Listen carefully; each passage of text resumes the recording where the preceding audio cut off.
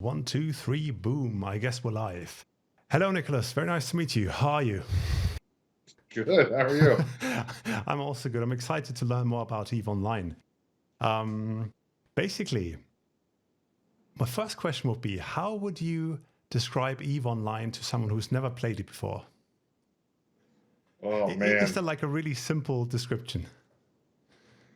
I think the way I describe it to like my family that aren't like tech literate is like we are the like if you have like really nerdy games, we are what those nerds call nerds. Like that's where EVE Online is. Like we are a very specific group of people who enjoy, sci-fi, spaceships, a lot of math that goes into that as well. Right. So it's a very specific group of people that enjoy that kind of thing. But I guess you could say there's spaceships and there's universes, or there's one big universe. Is that right? Or So with EVE Online, the biggest thing about EVE Online is that it is a single universe. No matter where on the planet you're playing, you are connecting to the same universe and playing with all of the same players. So there's no realms or different server names or anything like that. Everyone is playing with everyone else, which creates a lot of unique opportunities in the game itself, where you have things like I think at one point in time there was an alliance called the Red Alliance, which was just all Russian players because they all played at the same time, which is interesting because like it becomes difficult for like people to have spies in other people's corporations or alliances, because if you don't speak their language, then you can't actually tell what's going on. It creates a very like the regional aspects that we get aren't necessarily isolated to other players in the game, but yeah, right. it's one single universe for everyone. Right. How many players do you have, or how many players do sometimes concurrently play the game? So I think recently we've been in the realm of about 40,000 is the PCU. Right. And so that's spread all over the universe. But in some cases where like recently we've broken like Guinness World Records, we have about 6,500 in that range in one place. So they like to congregate and shoot each other in the face from time to time. And I also heard there's there's an offspin, Eve Echoes, if I'm not mistaken. Is that this is it the same universe, or is it a different universe? Those are different universes. So Eve Echoes is the for lack of a better way of saying it, like the mobile version of Eve. So there's a lot of streamlining that has happened to like the UI and how you interact with the universe. And Echoes is also getting caught up with all of the full functionality of the universe in those pieces. So it's interesting to see where that's going to go as we move into the future. Right. And that's mobile, and that means that EVE Online itself is pretty much Windows, Mac OS, and also Linux. I think I read it's not really supported officially, the Linux port, or is that right? Yeah. We have an interesting relationship with platforms at the moment. So there are, like I said, our fan base is incredibly resilient. So they have found many different ways to run it on many different platforms. And we have in some cases leaned into that with some things. There's a lot of stuff that we did with Wine a while ago. But we're looking to change a lot of how that works. A lot of the packaging that we do for Mac OS specifically, those kind of things. Right. So what I find interesting, so when I hear you, I mean, the peak was 65,000 or whatever. You have all these players battling each other and whatnot. And then I read somewhere online that you actually have a daily maintenance window of 1 hour. Is that correct? Yes. So that's the other thing that's still, I guess, unique to Eve at this point in time, is like it's not like Patch Tuesdays. Every day at 11 UTC, the server will go down, think about a few things, and then it'll come back up. So mid game, you just fully shut down the server. It doesn't matter if there's a battle going on. It doesn't matter if anything else is going on. You just 11 o'clock, and then that's it. Yeah. So a lot of players that are in the know about how to like do all of the logistics for fleet management and all of those kind of things, and staging wars and that kind of stuff, they will take this into account. And there's a lot of game mechanics that work in unison with this, not specifically around downtime, but specifically around the fact that everyone's in the same universe, so time zones are something to consider. Right. And what actually happens during these maintenance windows? Do you just deploy new versions or updates, or what happens? So, like, normally the downtimes are probably 3 to 6 minutes at most. Okay. And that's just basically housekeeping that has to be done while the universe is online. And that's a byproduct of just really old things. Like Eve is, it's a 20-year-old code base. So there's a lot of stuff in there that we're still doing. And, we've been looking at how can we slowly remove more and more of those pieces. Like this is, I mean, the down, like we definitely are aware of the downside of those types of things because like our players in Australia, that's kind of in their prime time. So we have to, try to figure out something to help them in those scenarios. But I mean, there's obviously like, there's certain gameplay mechanics where we have like emergency warps when the server's going offline to hopefully get everybody to a safe spot. Right. And these types of things. But there is ongoing work to try to remove that as much as we can. That's a very long tail on that project. Because there's a lot of little things, but some of the maintenance things that were done in the past were things like just reseeding asteroid belts in the entire universe, like stuff like that. All right. And there was other things like this would be the time in which we would change membership for corporations, which is entangled in like a lot of gameplay mechanics and rules around when you can change your allegiances and how that affects how the criminal system in the game works, and so that you can't mitigate or like sidestep any of those kind of designs. But there's a lot of like bookkeeping that has to happen during those points in time. All right. And do you sometimes also deploy hotfixes like during the day and outside of that maintenance window if something really bad happens? Or has actually ever something really bad happened where you thought, oh God, we have to deploy a hotfix right now? Yes. All the time. Well, we at least have that thought all the time. Whether or not it's actually that bad is a different story. But like, there's kind of like 3 different versions of that where a hotfix for the client, if it's client side only, and it's like a crash bug or something like that, then we can roll out a new client, and then people can restart their clients and get the latest off the CDN, those type of things. There's not really a need for a downtime for that because it's all still wire compatible with the server. Then you have other hotfixes that we do on the fly, which is literally us changing running code while the server's going. It's one of the fun features of having a majority Python code base. And then other times it's like, yeah, we got to take it down. This is not going well. Like we have to, like those are super rare, but they've definitely happened. Is there some super rare story which you remember, where you thought, oh God, everything is going to explode? Anything like that? I mean, yeah, but I'm trying to remember the details of it. Like there's been times where it's in the case of how Eve works. I think in most of those kind of cases, it becomes a cascading failure where we realize that the experience is just so degraded that we have to shut down the entire cluster. Mm-hmm. And again, those are pretty rare. But we've had some kind of cascading failures where you have one node that falls over because there's some bug in that code, and then that gets remapped to another node, but then that bug happens on that node, and so on and so forth. And at that point in time, we're like, okay, we've lost 4 nodes. We can't sustain this. We need to patch that, because the other part of that is it's very unfair to the players who either have landed on that node or get rerouted to that node, and then that node suddenly disappears. Persistence becomes a problem. And so we take those very, very seriously. By the way, I see when you shut down the server, how do you persist the world state? I mean, what happens actually? Do you just save everything to a big database and then just reload? Yes, we have a massive database. Yes. Eve Online was originally built with network cables and SQL statements. That's basically how it works. Okay.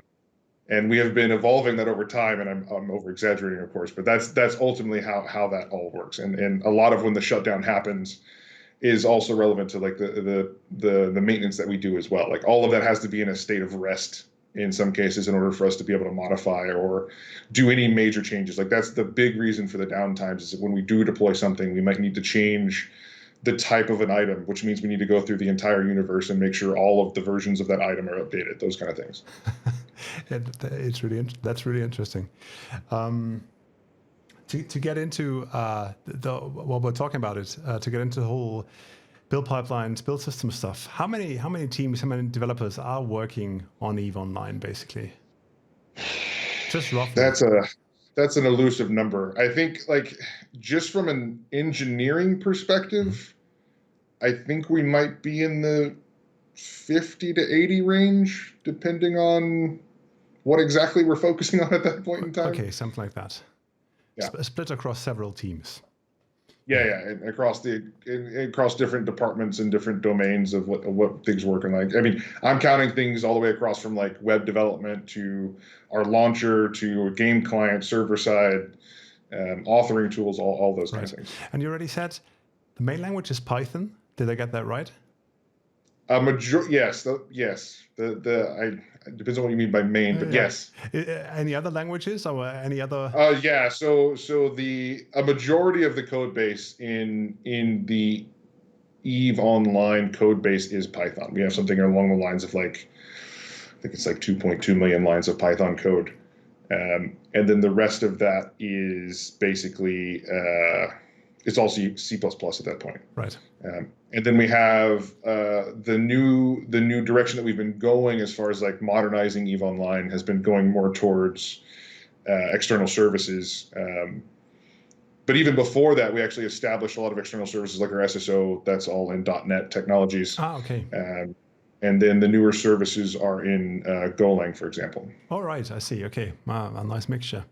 Do you? What I would always like to know, what kind of VCS do you use? I mean, do you use Perforce? Do you use Git, or what are you using? Yes, it's the answer to that. Yes, it's the answer. Okay. So we use everything for the game engine itself is Perforce. Mm-hmm. Basically, that is kind of the running rule for any kind of large-scale game engine development. It's going to be Perforce more than likely. Then we're using Git pretty heavily for all of the services, and where that lives changes from team to team. That might be something in like Azure's DevOps or Dev pipeline pieces. That might be GitHub. That might be GitLab hosted somewhere. But Git in general. So those are the two big ones by far. All right, I see. Yeah. And how big are your assets? I mean, how big is your asset storage, basically graphics and all that kind of stuff? I mean, is that hundreds of gigabytes, or also hard to tell? You mean like if you were to pull it down to work on it, or you mean like on disk right now, like at a state of rest? What is it? Out of state of rest. Like that's multiple terabytes of information. Right. Like if you were to pull down something to work on, as in everything, you're going to the runtime capabilities of just running a client or a server, that's probably going to be around, I don't think it's that much. It's probably in the realm of 10 to 15 gigs, somewhere in there. Okay. But then like when you get into like the assets and like, I mean, if you're talking about like texture files and all of those things, that's what attributes to like the entire Perforce database being massive. All right, yeah. What is a build pipeline in your universe? What does a build pipeline look like in your universe? I mean, what is the input? What's the output? How big is it? How complex is it? I mean, could you give me a description? Oh man, what I would love to do is send you a screenshot of what our from Team City of what our build chain looks like. Please do so. We can actually put it in later on into the video, I guess. Yeah. And so like what you'll see is it basically spreads out vertically in two places. One of which is the engine components. So where we do all the C++, that's been compressed quite recently. And to just a one SLN that used to be independent things floating around. And then we also have all of like where we author the universe data, and those are split up and that spreads out quite a bit. Right. But then it becomes this massive chain of events that has to happen in order to get a packaged server and a packaged client. And we refer to them as packaged because the building part happens for the C++ side, but you never really build Python. So it's more about just packaging all the pieces together so that you can get it kind of out the door and running somewhere.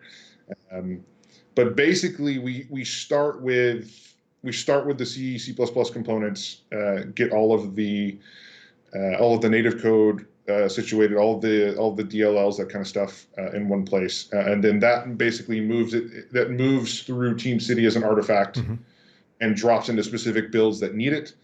And then we go through and build up all of the, what we refer to as static data of the universe itself. And then that accumulates those artifacts. So it's basically the snowball of an artifact that keeps moving down the pipe until we wrap it up in a nice package, and then it's ready to go as a deployable server or a publishable client. How long does the snowball need to roll till So this is what I was most interested in hearing from the World of Tanks episode that we did. Our numbers are roughly the same. So incremental is anywhere from like instant to an hour and 30 minutes, depending on which part of the ecosystem you touch. Okay. And like scratch builds are probably in the 2 to 3 hour range. But keep in mind, we don't quite do scratch builds the same way as World of Tanks does. It was very interesting to hear that they were like, yeah, we start from the texture files and rebuild everything. We're like, wow, that's a lot.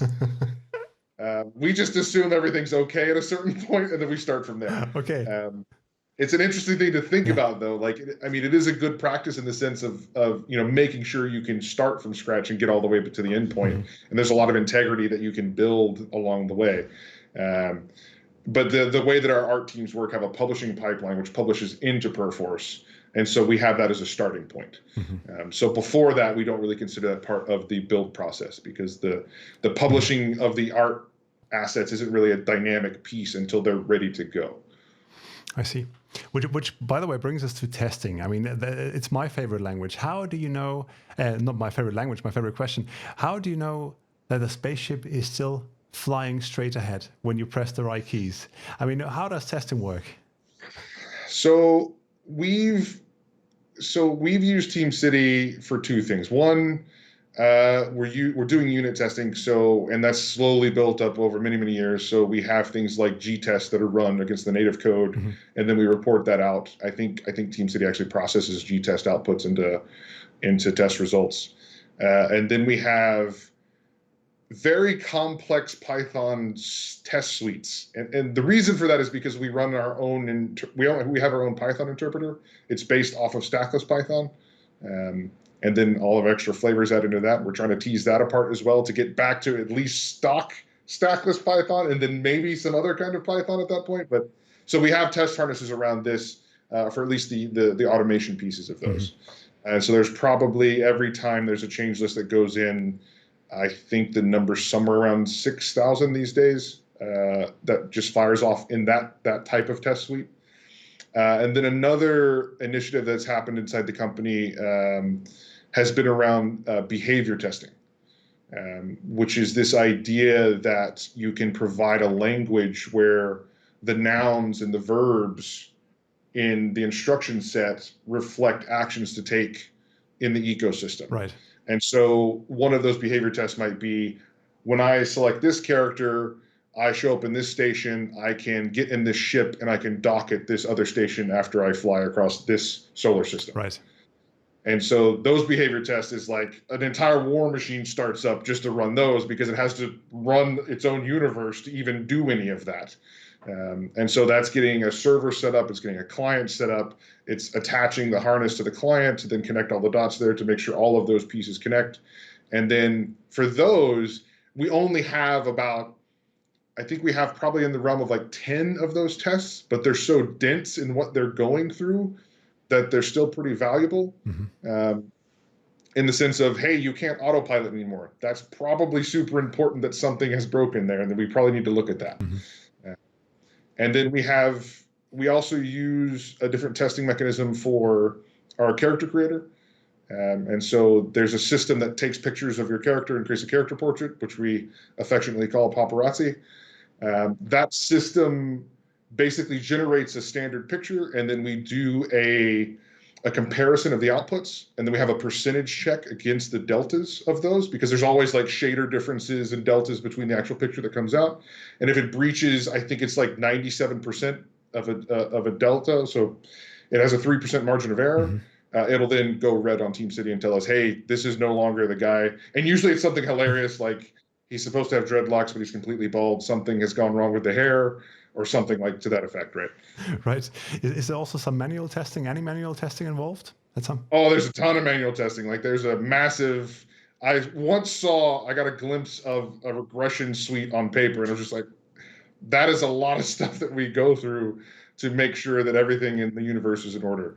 But there's also a lot of work going on to kind of evaluate that over time of like, okay, listen, we've tested this 6,000 times over the past 2 weeks. Maybe it's okay, and we should just come back and check it when something actually does break. So it's something that we're just taking a look at as we go forward and trying to highlight the big part. It kind of goes back to that whole like building completely from scratch. There's kind of these concessions that you need to make for the iterative loop to make a little bit more sense, so that you can save a little bit more time. Absolutely. By the way, how many Team City build agents do you have? I mean, how big is the infrastructure? I think we're at 60. I think we're at 60 agents right now. 60 agents, right? Yeah. And is that all on premise, or do you have them maybe also in the cloud, or?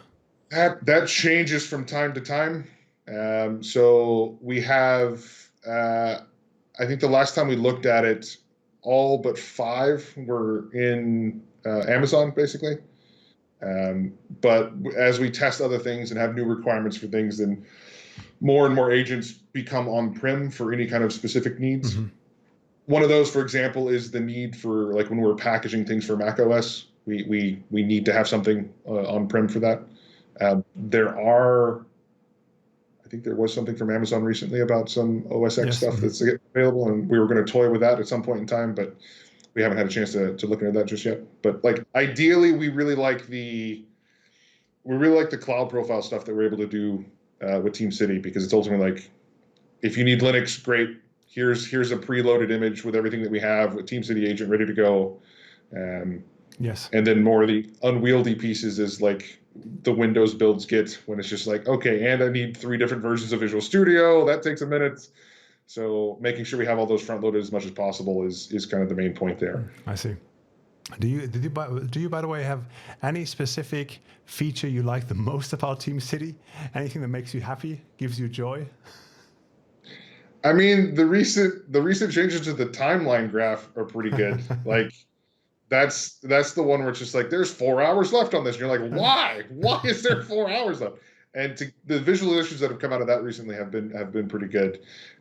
My personal favorite one is basically the shortcut for search, which I think is P, which I think is because of I think maybe in is it Czech that is for search. I'm not entirely sure why it's P, but like, I'm also not sure. We use that quite a bit. That is by far my favorite feature, because they've also sped that up quite a bit in the last release, the latest releases as well, because we just have so many configurations.